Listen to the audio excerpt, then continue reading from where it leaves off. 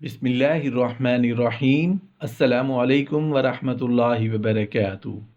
رسول اللہ صلی اللہ علیہ وآلہ وسلم کی 10 عادات مبارکہ۔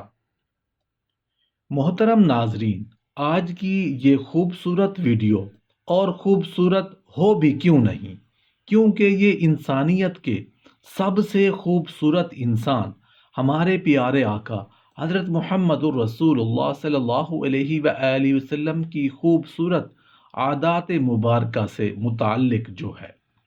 ویڈیو کمپلیٹ دیکھیے گا اور ویڈیو کے لاسٹ میں صلی اللہ علیہ وآلہ وسلم کا کومنٹ ضرور دیجیے گا۔ محترم ناظرین، رسول اللہ صلی اللہ علیہ وآلہ وسلم کی زندگی ہمارے لیے اور آنے والی انسانیت کے لیے مشعل راہ ہے۔ بحیثیت انسان ہم آپ صلی اللہ علیہ وآلہ وسلم کی طرز زندگی اور عادات مبارکہ کو فالو کر کے نہ صرف ثواب اور جنت کے مستحق بن سکتے ہیں، بلکہ بہت سارے روحانی اور جسمانی امراض سے بھی بچ سکتے ہیں۔ صبح بہت جلد اٹھنا۔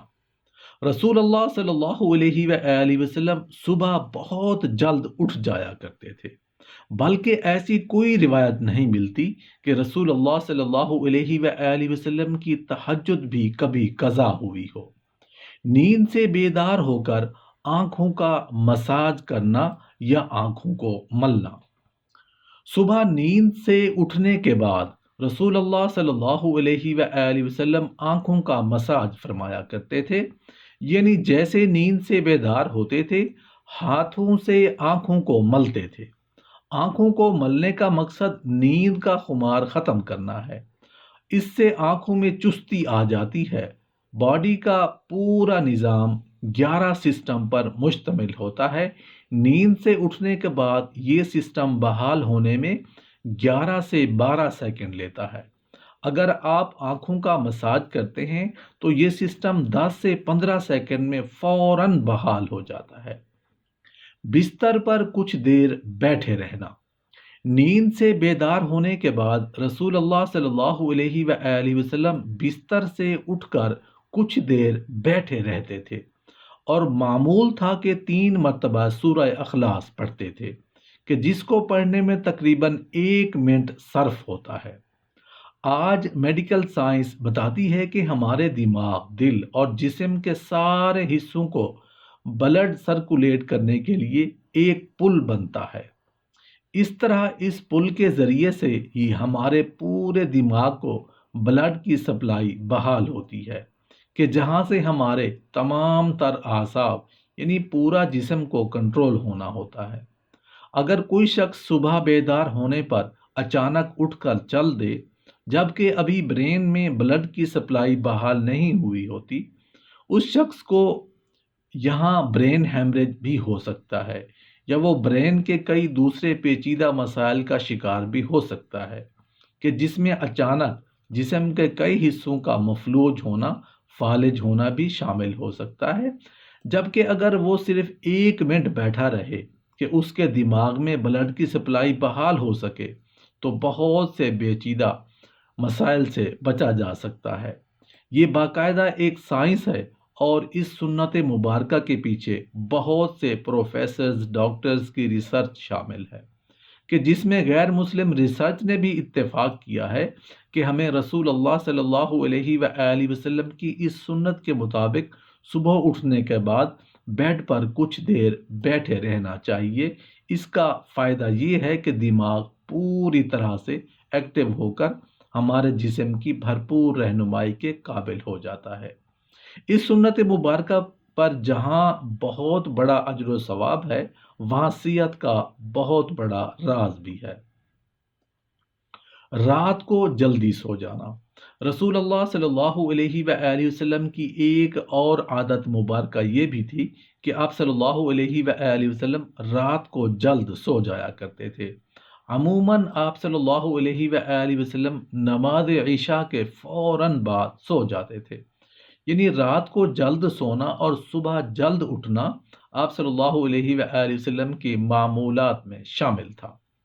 بایولوجیکل واچ جو کہ ہمارے پورے جسم کے نظام کو منظم کرتی ہے، جب یہ باہر اندھیرا دیکھتی ہے تو یہ آپ کے جسم کو سونے کا سگنل دے دیتی ہے۔ جسم کو تیاری کے لیے یہ 1.5 سے 2 گھنٹے کا ٹائم دیتی ہے کہ اس وقت تک آپ کو لازمی سونا ہے۔ نوٹ کیجئے گا کہ نماز مغرب اور عشاء میں تقریباً اتنا ہی دورانیہ ہوتا ہے۔ اس کا فائدہ یہ ہوتا ہے کہ آپ کے جسم کے اندر بایولوجیکل واچ کے تحت ایک ڈاکٹر جاگ جاتا ہے جو آپ کے پورے جسم کی مینٹیننس کرتا ہے۔ اگر کہیں زخم آ گیا ہے اور اس کو ریپیئر کرے گا، اگر جگر یا کسی اور اعضاء میں کچھ مشکل ہے تو اس پر کام کرے گا۔ بلکہ سونے کے بعد سب سے پہلے جگر پر ہی کام ہوتا ہے، اور جو جگر کے مریض ہیں ان کے لیے یہ رائے بھی ہے جہاں وہ اپنا علاج کر رہے ہیں وہ اپنی جگہ ٹھیک کر رہے ہیں، لیکن اپنی نیند کے نظام کو بہتر کر کے اپنے جسم کے ڈاکٹر کو علاج کا موقع ضرور دیں۔ اور پھر اس کے ثمرات دیکھیں۔ رات 10 بجے سے 12 بجے تک جگر اور اس کے ارد گرد کے اعضاء کی مینٹیننس ہوتی ہے، اور اس کے بعد درجہ بدرجہ پورے جسم کی مینٹیننس ہوتی ہے، اور یہ عمل روزانہ کی بنیاد پر ہوتا ہے۔ اللہ رب العزت نے آپ کے جسم میں ایک آٹومیٹک نظام رکھا ہے، اور یہ نظام تب کام کرتا ہے جب آپ جلدی سونے کی عادت اپناتے ہیں۔ کیلولا کرنا۔ رسول اللہ صلی اللہ علیہ وآلہ وسلم کی عادت مبارکہ تھی کہ دوپہر کے کھانے کے بعد 1 گھڑی کے لیے یعنی کم از کم 20 سے 25 منٹ لیٹ جایا کرتے تھے۔ اس کا فائدہ یہ ہے کہ تقریباً 68% افراد میں جب وہ لنچ کرتے ہیں تو ان کا معدہ تھوڑی مقدار میں الکوہل پیدا کرتا ہے۔ ایسے میں اگر انسان چل پھر رہا ہو تو وہ چکرا کر گر سکتا ہے یا اس پر خمار کی سی کیفیت طاری ہو سکتی ہے۔ یہی سبب ہے کہ آپ ہمیشہ دوپہر کے کھانے کے بعد اپنے آپ کو تھوڑا بوجھل سا محسوس کرتے ہیں۔ اگر ہم کچھ دیر لیٹ جائیں تو الکوہل سے پیدا ہونے والے خمار کا ذہن پر زیادہ دباؤ نہیں آئے گا، اور وہ باڈی فنکشنز کے لیے زیادہ فعال رہے گا، اور ہم کسی بھی طرح کے حادثے سے بچ سکیں گے۔ اس کے علاوہ بھی اس سنت مبارکہ پر عمل نہ کرنے کی صورت میں بہت سے صحت کے مسائل کا خدشہ رہتا ہے۔ چونکہ یہ بات آج تحقیقات سے ثابت شدہ ہے، اس لیے دنیا بھر کے ممالک میں بیشتر 1 سے 2 یا 3 بجے تک دوپہر کا وقفہ کیا جاتا ہے تاکہ لوگ لنچ کے بعد کچھ کیلولا کر سکیں۔ بحیثیت مسلمان اور بحیثیت انسان ہم اپنے پیارے رسول صلی اللہ علیہ وآلہ وسلم کی سنتوں پر عمل کر کے نہ صرف ثواب کما سکتے ہیں بلکہ اپنے صحت کو بھی برقرار رکھ سکتے ہیں۔ کھانے سے پہلے پھل نوش فرمانا۔ رسول اللہ صلی اللہ علیہ وآلہ وسلم ہمیشہ کھانا کھانے سے پہلے فروٹ نوش فرمایا کرتے تھے۔ آپ صلی اللہ علیہ وآلہ وسلم کی عادت مبارکہ تھی کہ آپ کھانے کے بعد پھل نوش نہ فرماتے تھے۔ مختلف پھلوں میں 90 سے 99% تک پانی کی مقدار ہوتی ہے۔ رسول اللہ صلی اللہ علیہ وآلہ وسلم نے چونکہ کھانا کھانے کے بعد پانی پینے سے منع فرمایا ہے، جبکہ کھانے سے قبل پانی پینے کی ترغیب دلائی ہے۔ اس لیے مختلف پھلوں میں چونکہ پانی کی بہت زیادہ مقدار ہوتی ہے، اس لیے ان کو کھانے سے پہلے کھانے سے جسم اور خاص طور پر معدہ اور آنتوں کو توانائی ملتی ہے، کیونکہ کھانے کو ہضم کرنے میں معدہ اور آنتوں کا بہت اہم کردار ہوتا ہے، اور یہ عمل ان کی کارکردگی بڑھانے میں ان کے لیے مددگار ثابت ہوتا ہے، اور یہ بات بھی سائنسی مشاہدات سے ثابت شدہ ہے۔ فروٹ میں موجود غذائیت سے خالی معدہ کو زیادہ فائدہ ہوتا ہے۔ کھانا کھانے کے بعد پانی نہ پینا۔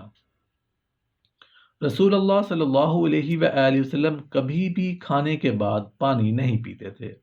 آج علم و تحقیق سے جو باتیں سامنے آئی ہیں ان سے پتہ چلتا ہے کہ اس سنت مبارکہ پر عمل نہ کرنے کے اس قدر نقصانات ہیں کہ گمان بھی نہیں کیا جا سکتا۔ جب ہم کھانے کے بعد پانی پیتے ہیں تو کھانے میں جس قدر بھی فیٹس ہوتے ہیں وہ کھانے سے نکل کر معدے کے اوپر والے حصے کی طرف آ جاتے ہیں۔ باقی کھانا ہاضمے کے بعد دوسرے مرحلے کے لیے چھوٹی آنت میں چلا جاتا ہے۔ اس طرح معدے میں رہ جانے والا فیٹ اور پروٹین معدے کے اندر انتہائی نقصان دہ گیسز پیدا کرتے ہیں۔ اس لیے کھانا کھانے کے بعد پانی ہرگز نہیں پینا چاہیے، کہ جو پیٹ میں نہ صرف گیسز، تیزابیت اور بدہضمی کا باعث بنتے ہیں، بلکہ بہت سے دل کے امراض کا تعلق بھی اسی سنت مبارکہ پر عمل نہ کرنے کے سبب سے ہی ہے۔ وضو کرنا۔ بحیثیت مسلمان ہم دن میں 5 فرض نمازوں کے لیے کم از کم 5 بار وضو کرتے ہیں، کیونکہ وضو کے بغیر نماز نہیں ہوتی، اور منہ، ناک، ہاتھ، بازو، سر اور پاؤں دھوئے بغیر وضو نہیں ہوتا۔ یعنی دن میں 5 بار ہم جسم کے ان تمام اعضاء کو دھوتے ہیں۔ وضو میں ہم جسم کے تمام ظاہری اعضاء ہوتے ہیں جن پر مٹی اور کاربن لگ جاتی ہے۔ آج سائنسی تحقیق یہ بات ثابت کرتی ہے کہ جسم کے جن اعضاء پر مٹی یا کاربن لگ جاتی ہے، اگر ان کو صاف نہ کیا جائے اور وہ جسم کے ان حصوں پر زیادہ لگے رہیں تو ان اعضاء اور دماغ کا کنیکشن کمزور ہو جاتا ہے، یعنی جسم کا اعصابی نظام کمزور ہو جاتا ہے۔ چنانچہ وہ مسلسل دماغ کو یہ پیغام بھیج رہے ہوتے ہیں کہ جسم پر کوئی چیز آ گئی ہے، اس کی صفائی کا اہتمام کیا جائے۔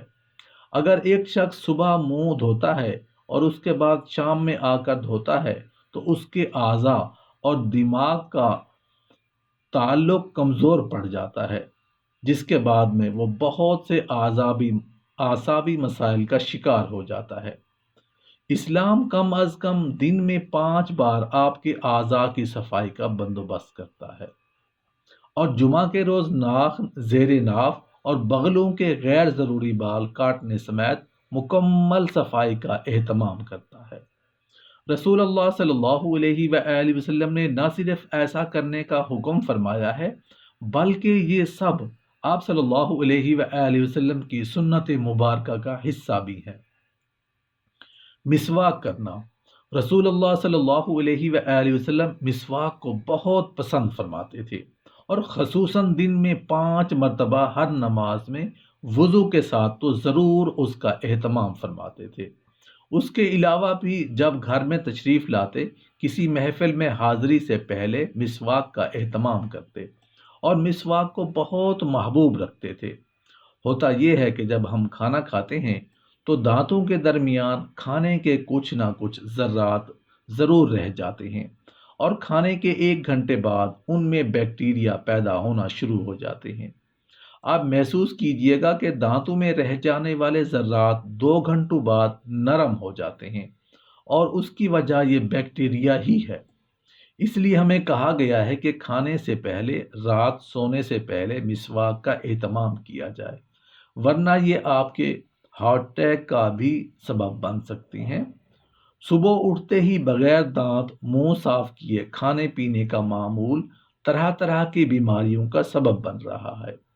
رسول اللہ صلی اللہ علیہ وآلہ وسلم نے مسواک کی اس حد تک تلقین فرمائی کہ ایک موقع پر فرمایا کہ اگر امت پر بھاری نہ ہوتا تو میں امت پر مسواک کو فرض قرار دے دیتا۔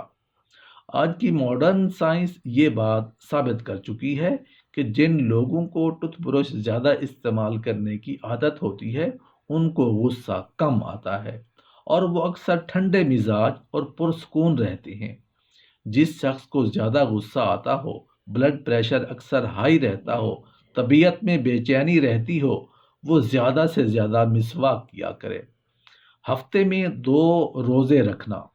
رسول اللہ صلی اللہ علیہ وآلہ وسلم کے معاملات میں پیر اور جمعرات کا روزہ شامل تھا، اور آپ صلی اللہ علیہ وآلہ وسلم نے ان روزوں کو رکھنے کی ترغیب بھی دلائی، یعنی کہ ہفتے میں 2 روزے رکھنا۔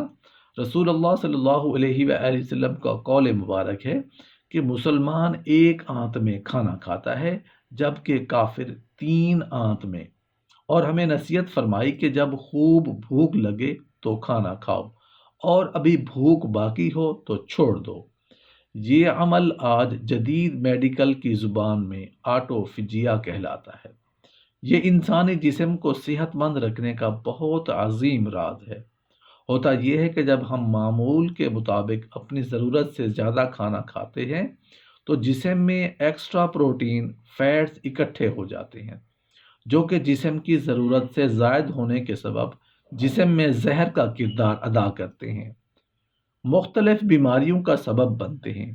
آج کی عام بیماریاں، شوگر، کولیسٹرول اور بلڈ پریشر کے بنیادی سبب یہی ایکسٹرا فیٹس بھی ہیں۔ جب آپ کو بھوک لگتی ہے تو جسم کے ہنگر جوسز یعنی جسم میں کھانا ہضم کرنے کا خود کا نظام پوری طرح سے تیار ہو جاتا ہے۔ اگر ہم نے 100 لقمے کھانے تھے مگر 70 پر ہاتھ روک لیا تو باقی 30 لقمے کی جن کے جسم کو ضرورت تھی اور ان ایکسٹرا پروٹین اور فیٹس کو کھا کر پورا کرتا ہے۔ جسم اپنے خود کار نظام کے تحت اکٹھے ہونے والے زہر کو ختم کرتا رہتا ہے اور آپ صحت مند رہتے ہیں۔ اب جب 3 روز کچھ کوتاہی ہو گئی اور آپ نے پیر کو روزہ رکھ لیا تو دن بھر کے طویل روزے کے باعث آٹوفیجیا کے عمل کو ایکٹیو ہونے کا بھرپور موقع ملتا ہے اور 3 روز کی کوتاہی کو وہ ریپیئر کر دیتا ہے۔ پھر تو روز کے معاملات اور جمعرات کا پھر روزہ۔ جب یہ سنت رسول صلی اللہ علیہ وآلہ وسلم آپ کے معمولات کا حصہ بن جاتی ہے تو بیماری پیدا کرنے والے سیل آٹوفیجیا کا عمل ہفتے میں 2 بار دہرائے جانے کے باعث اکٹھے ہی نہیں ہو پاتے اور آپ سدا صحت مند رہتے ہیں۔ رسول اللہ صلی اللہ علیہ وآلہ وسلم کی زندگی ایک بہترین نمونہ ہے اور ہمارے لیے مشعل راہ ہے۔ اللہ پاک سے دعا ہے کہ ہم کو سچا پکا مسلمان بنائے اور رسول اللہ صلی اللہ علیہ وآلہ وسلم کے نقش قدم پر چلنے کی توفیق عطا فرمائے، سنتوں پر عمل کرنے کی توفیق عطا فرمائے، صحت، خوشی اور خوشحالی والی زندگی عطا فرمائے اور ہمارا خاتمہ ایمان پر فرمائے۔ آمین یا رب العالمین۔